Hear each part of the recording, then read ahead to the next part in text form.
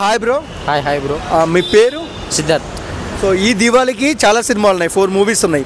ఏ మూవీకి ప్రిఫరెన్స్ చేస్తున్నారు? అది కిరణాపురం కేరాంపే బ్రో. ఎందుకు ఏరాన్?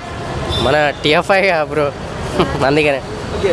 సో రీసెంట్గా కిరణ్ ఇంటర్వ్యూ చూసుకున్నట్టయితే మనము కిరణ్ మూవీస్కి జాలితో పోతున్నారు సెంటిమెంటు అని ఒక యాంకర్ అన్నారు, ఒక జర్నలిస్టు.